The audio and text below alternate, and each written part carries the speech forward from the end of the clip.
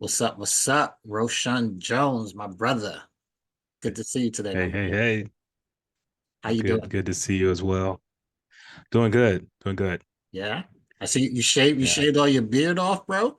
Man, I was feeling old. I was starting to get that, that old man look, so I had to clean it up a little bit. Nah, man. You was looking all distinguished. It goes from like distinguished to just like straight homeless looking. So Oh, yeah, I go very binary. Like it's like, okay. it gets like it's cute and then it goes like way too much. So I had to shave it off. It was Okay. getting itchy too, man. It's dry Oh, here. yes, yes, yes. I hate that, bro. You be itching like that. Yeah, yeah, yeah.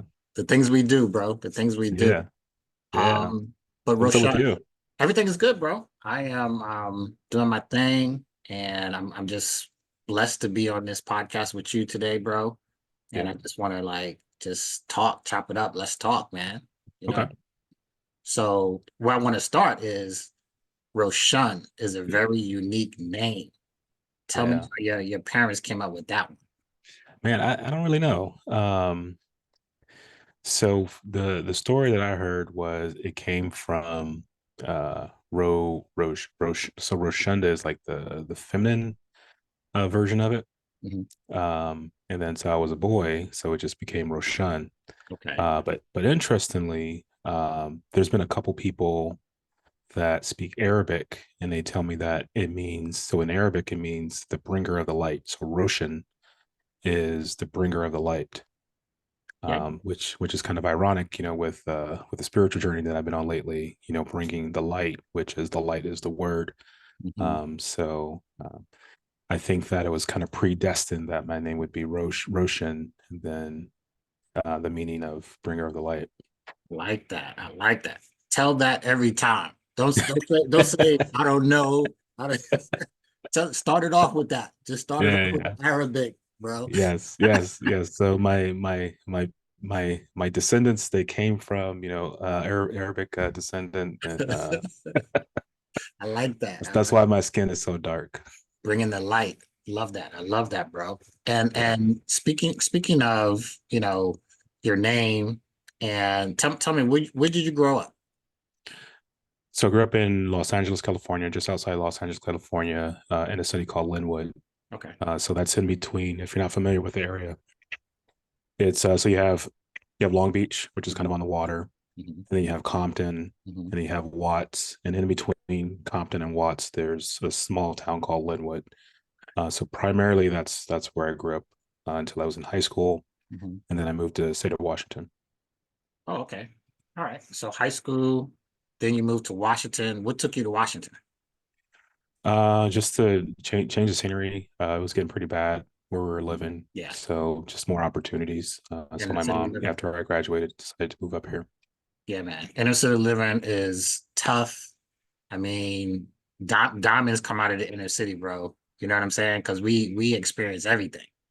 Yeah, So, and I know where you're at now. So definitely the inner city, the bringing the light, your mom, everybody helped to produce this diamond that's in front of us right now, bro. I know that. absolutely.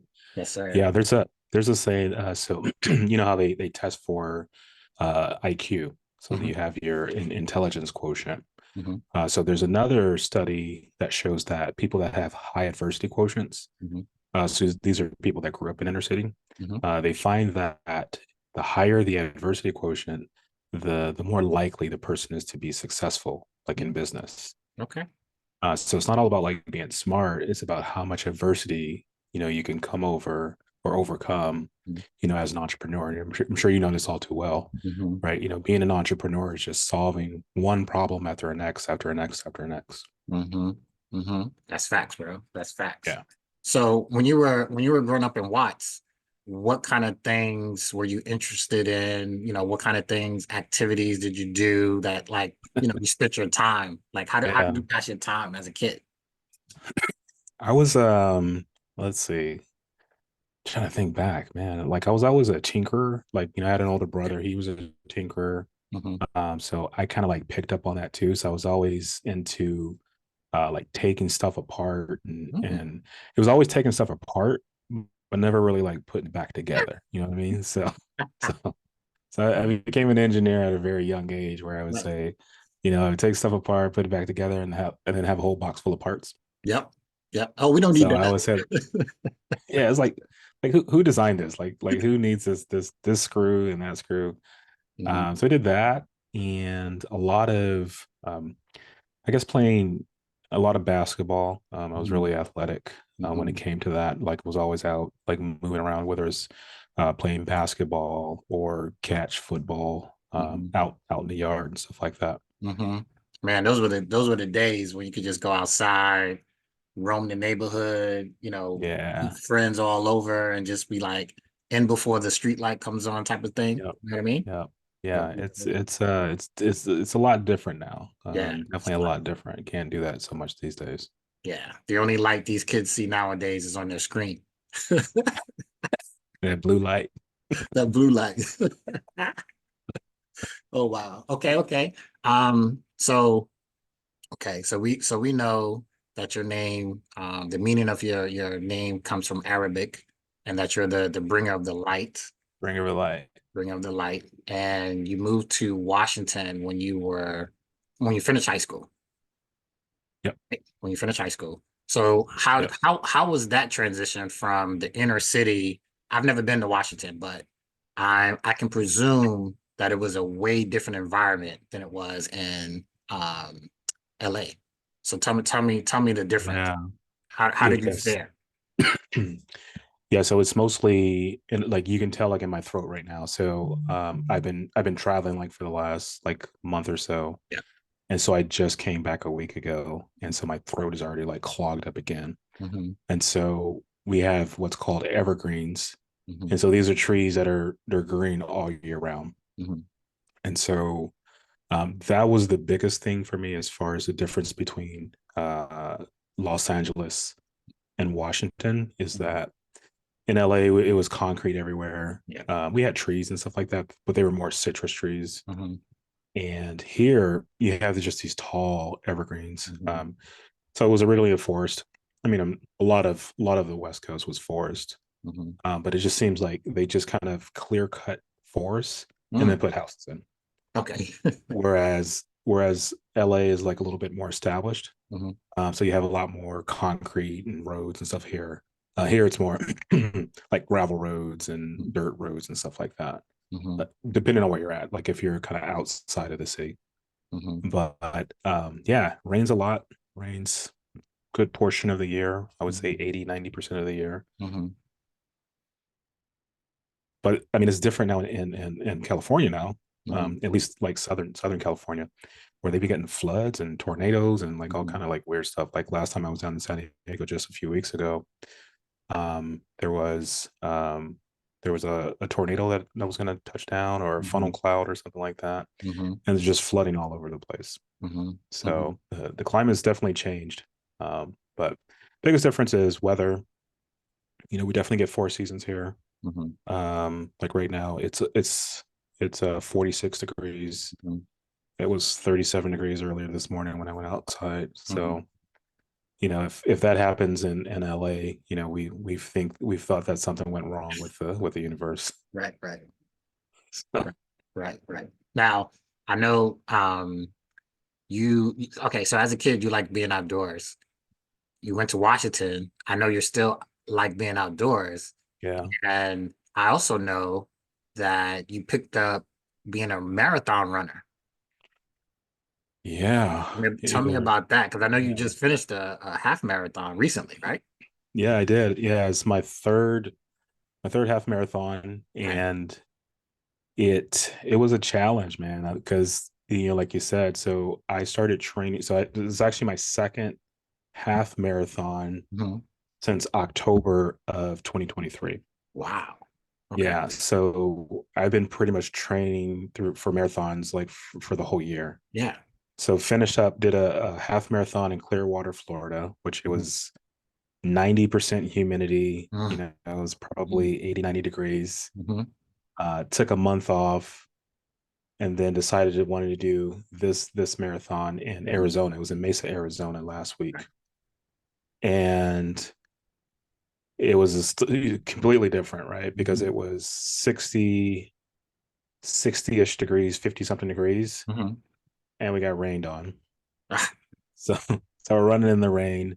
It's cold. But what you learn? So why run marathons, and like how did I pick this up? and all that Uh, pain.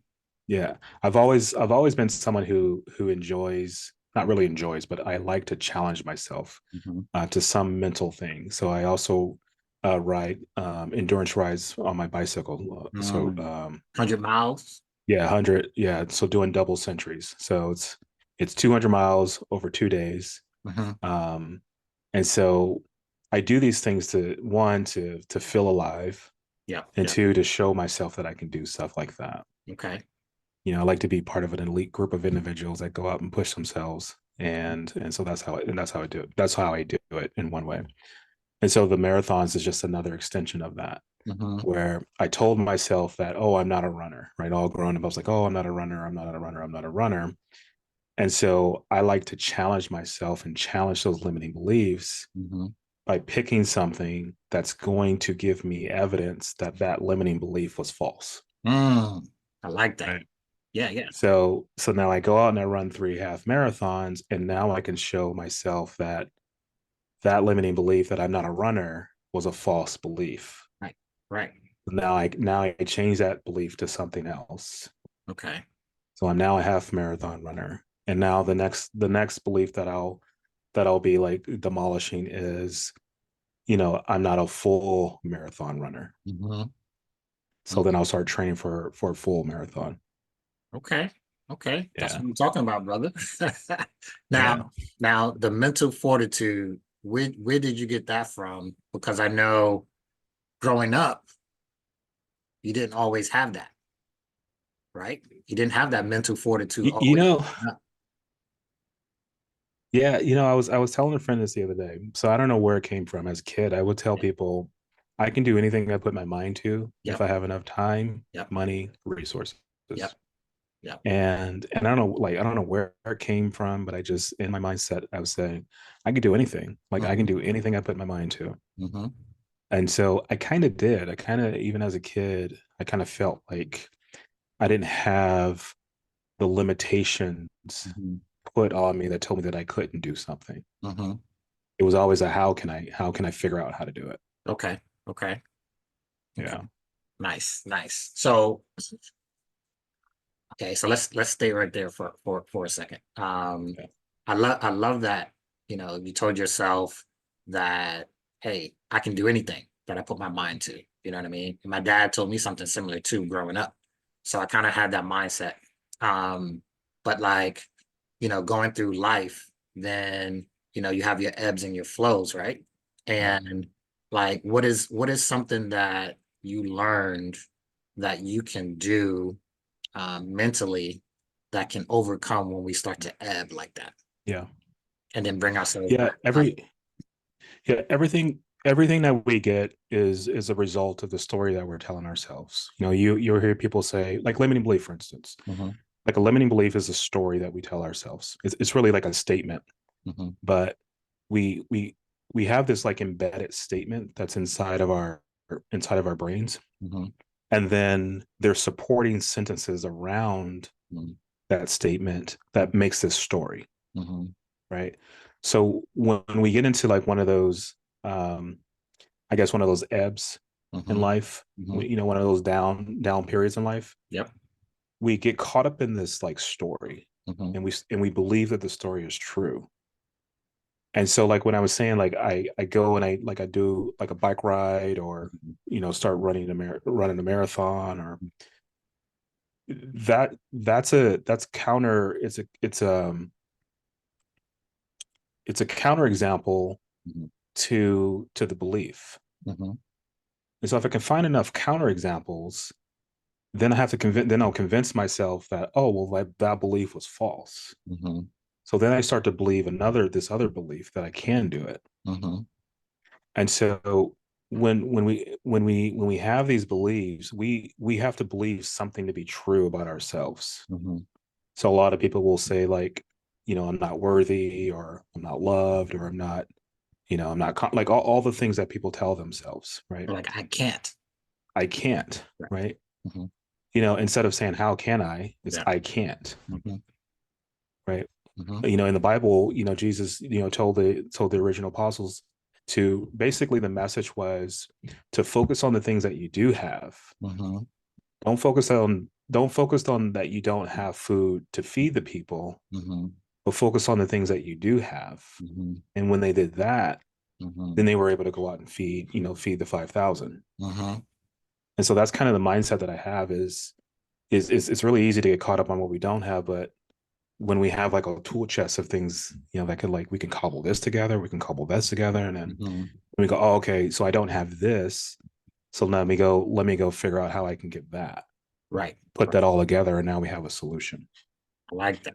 I like that. And in that Bible story, that I want to hit on that point so everybody knows is that when you have faith in a higher power, you know, it's not that you pray and then you just sit on your couch and you wait for that higher power to come do something.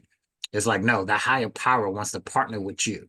So just like in that story that you told, the apostles needed to figure out what they had, which were the two fish and the five loaves. And then they went and they got it. That was their part. And then they brought it to Jesus, and then he blessed it, and then it multiplied, right? Yeah. And that was his part. Yeah. So it's a partnership. So I like the way you Yeah. you hit on that story. And then Yeah. now I know that you are a master NLP practitioner, right? So you're not just telling people, "Oh, believe this, but don't believe that." Da da da. Yeah. You have training. You're Yes. certified in this Absolutely. specific area. So tell me, like, how did you get to become a master? Like, what led you to that? It was my own. So I went through an ebb. I went Mm-hmm. through an ebb in life, Mm-hmm. and I was really anxious, really depressed, Mm-hmm. and it was impacting my relationships, or it was impacting my career, my job, Mm-hmm. my schooling, Mm-hmm. everything. Mm-hmm. And so one of the things that I wanted to kind of touch on that I didn't just a few minutes ago is that everything comes down those beliefs, like anything that we're thinking about, and the actions that we get, it comes down to the meaning that we make of things. Mm-hmm. So things external to us will always happen, Mm-hmm. right? They'll always happen. Those things sometimes we can't control. Right. What we can control is the meaning of that event. Mm-hmm. So you lose a job, you get out of a relationship, you get into an argument with a partner, whatever the case may be. Mm-hmm. The only thing that we can control is the meaning. So here's what happens. Mm-hmm.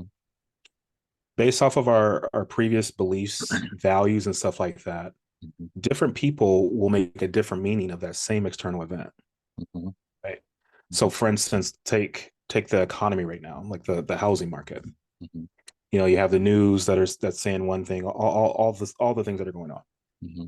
There's a group of people out there that are saying they're running scared, like, oh my God, the sky is falling. Mm-hmm. Right. That's the meaning that they're making of the information that they're receiving. Mm-hmm. And then there's another group of people are going, yes, opportunity.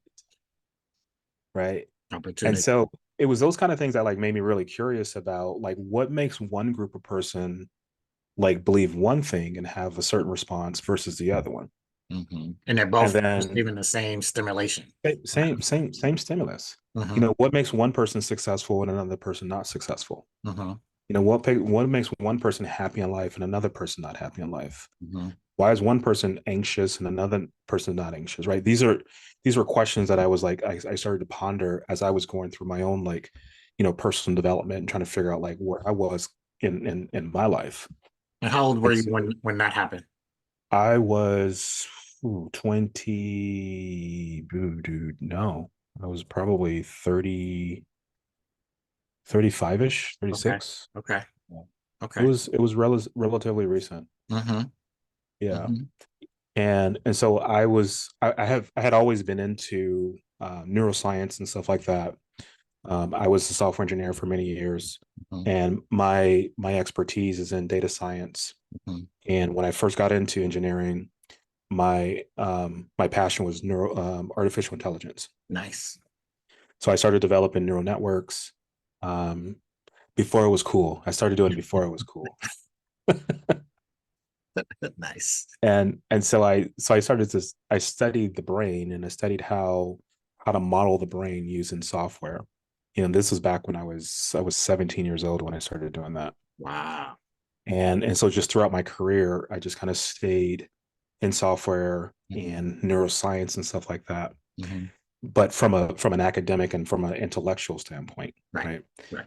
It's a different story when you try to apply it to your life, Right. and you try to figure out like how do I get over being anxious? How do I get it? Like it's very, it's a different story. Hmm. So then NLP comes along, and it basically hit on everything that I was looking for. It talks Hmm. about like how do you model success, understanding about beliefs, Hmm. values, like how success is drawn from our beliefs and values, and how we can very easily change our beliefs and values Hmm. to get the success that we do want. Hmm. So I started off, ironically, which I think a lot of coaches do, is they go, I want to learn this thing so I can go and I can help other people. Right. Right. Right. Hmm. But through the process, I was able to help myself. Hmm. And I realized I learned very quickly that I can't go help other people until I help myself. Right. So I really started to dive into the things that I needed to dive into that was unresolved, Hmm. from a young kid all the way through adulthood. Right. And then once I was able to do that, then I was like, okay, now I'm ready to focus Hmm. on coaching other people. Hmm. And that's what you do now as a living. That's your profession, correct? Yes, that's correct. Okay. So, how did you transition from being a software engineer to being a master high performance coach now? Yeah. So, like one of my words this year is alignment. Hmm. And so I'm focused on doing things that are in more alignment, and things that aren't in alignment with me, like my values and beliefs, Hmm. Yeah. gone. Right. Yeah. And so I very quickly, I remember I came back from, it was a 16-week training, Hmm. and I had gone through a ton of like personal development. Hmm. And I came back to Washington, and I was like, I was home for maybe about a day or so, Hmm. and I had been dealing with a lot of like health issues and stuff like that. Hmm. And I think they were environmentally induced. Right. And I was home, and I was like, I'm like, this is no longer in alignment with me. Hmm. Like what I'm doing is no longer in alignment with, like, as far as my job, Hmm. where I was currently living wasn't in alignment. Like everything just kind of is just reorganized in my mind. Hmm. So then I got very focused on what it is that I wanted, and I just started just moving that direction. Hmm. And everything that wasn't in alignment, it just kind of like it became secondary to the things that I did want. Okay. Wow. That's awesome. And how long ago did you become an entrepreneur, transitioning from the W-2 to being Yeah. a entrepreneur? 2019. 2019. Yeah. So and and it was right in the smack dab of COVID too. Wow. So if you ever wanted to start a business, like you want to be on the risky side, like do it during a pandemic. Wow. So Yeah. so I can imagine challenging all of those limiting beliefs, and the environment is telling you that, hey, something serious is going on with people's health. Everything's going to shut down, and you're stepping out of your comfort zone into being a entrepreneur. Yeah. And that was confirmation for me that I had done a ton of healing, and I was on the right path, because during COVID, I was actually working with another company that I trained with, Hmm. and all through COVID, like we did events. Hmm. So we traveled over and trained other people on NLP. Okay. And so it took a certain mindset Hmm. to go out and continue to do in-person events, Hmm. continue to impact people Hmm. in a time when the news was telling us that if we go outside, we're going to die. Hmm. And so that's where I knew that's when I really became empowered in my life. Hmm. And I really said, you know what, like I'm going to guide the direction of my life and not let someone else guide my direction. Mm, I like that. I like that. So that was just like confirmation, like you said, that you did the work internally that you Yeah. need to do to heal, So now you can go and do that and help other people. Yeah, yeah, definitely. Yeah, there was a lot of fear. And I can tell you even beforehand, I was personally dealing with a lot of fear around COVID. Mm-hmm. And, but through that process of letting go of the fear and all that stuff, Mm-hmm. um, I realized I just had a different filter around what I was receiving. Mm-hmm. And that's really, so there's a saying that I've heard recently is there's reality, Mm-hmm. and then there's how we perceive it. Mm-hmm. And rarely is it that we perceive reality as it is. Okay. Okay. Tell me, s- step into that a little bit more. Yeah. So every second we're bombarded with 2 million bits of information, Mm-hmm. right? And so through our eyes, through our nose, through our taste buds, through our ears, through our fingertips, right? We have these five senses.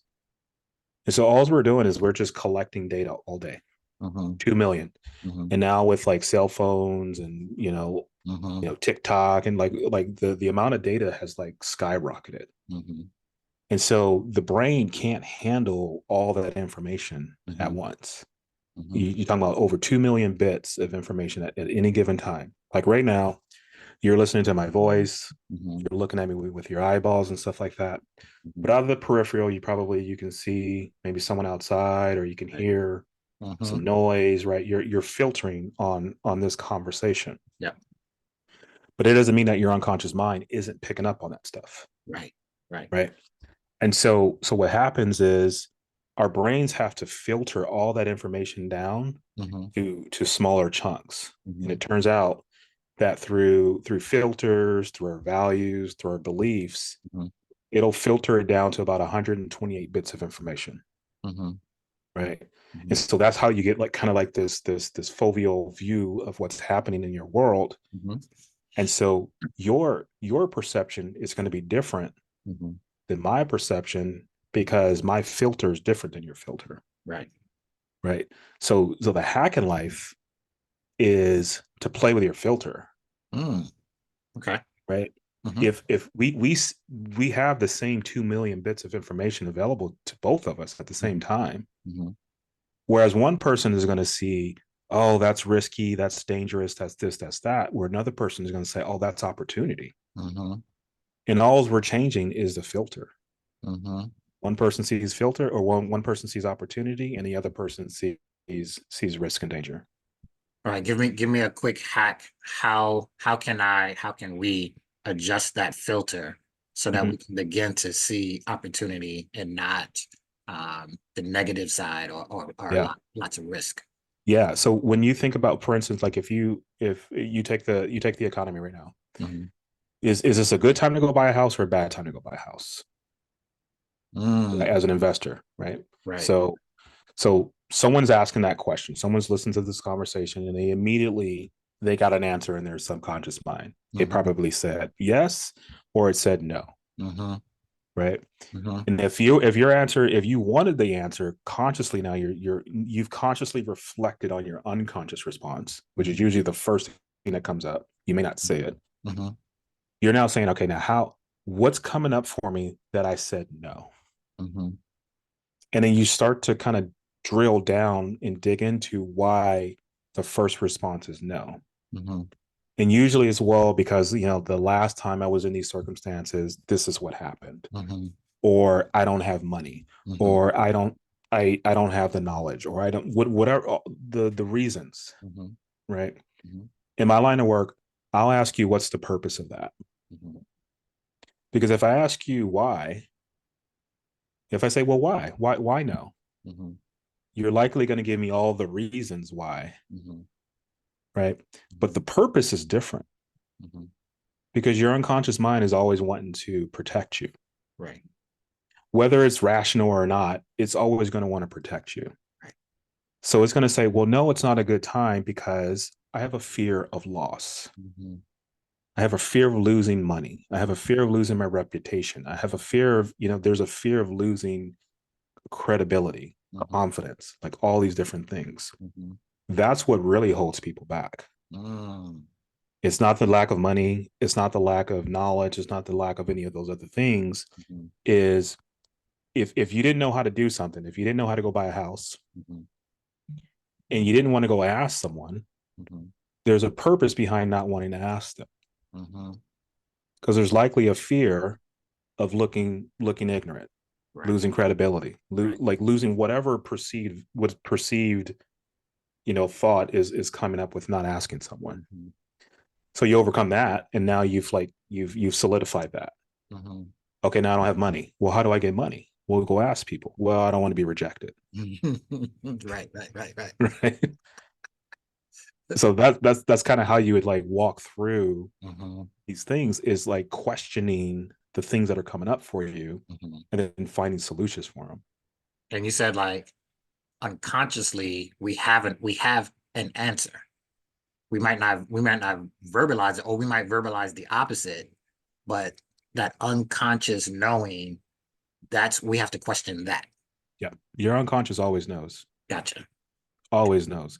I can sit and talk to people in their unconscious mind. So there's what's called analog behavior.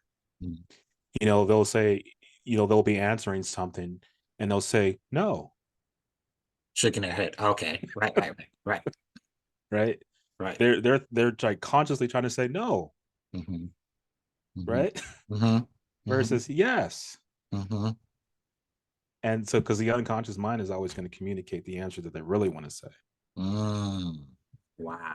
Wow. This is So so profound. I get to watch people like from that perspective Mm-hmm. to really communicate with their unconscious mind, because your unconscious mind is your 800-pound gorilla, Mm. right? And so many people, they try to fight their 800-pound gorilla Mm-hmm. instead of just getting it on their side. Mm. And you Tame. see it every year at New Year's, Yeah, yeah. right? Resolutions. New Year's resolutions, right? Yeah, yeah. Fit fam, new year, new me, like let's Mm-hmm. go, right? Mm-hmm. Mm-hmm. What happens by February? 80-90% of them drop off Right. because they try to go out there and will themselves into exercise, and when they haven't been exercising all year. Right. So the brain is going to say, no, I need to protect you. Like, that's Mm-hmm. what are you doing right now? That's Mm-hmm. uncomfortable. Mm-hmm. It wants to stay in homeostasis. Mm-hmm. And so many people try to push themselves out of it. So what happens is it makes them feel sick. It Mm-hmm. makes, like, just all the thoughts come up, Mm-hmm. and then it pulls them back to that comfort zone. And Mm-hmm. then they go, forget it. I'm just going to sit around, just Netflix and chill. Oh man. You speaking to me, bro. You speaking to me, bro. Picking me apart right now. I love it though. I love it though. Yeah. Um, in a couple of minutes we have confirmation bias. What is it and how do we overcome it? Yeah. It's like kind of what I was saying. So we have a statement, Mm-hmm. and then we need to find supporting data to support that statement, Okay. right? And because there's what's called there's a perceived benefit Mm-hmm. to believe in that thing Mm-hmm. than not, Okay. right? If I tell myself, well, I don't have money to go out and buy real estate, Mm-hmm. then I don't have to step outside my comfort zone and accept all the other things that comes with it. If I did have the money, Mm-hmm. do I believe that I can actually do it? Mm-hmm.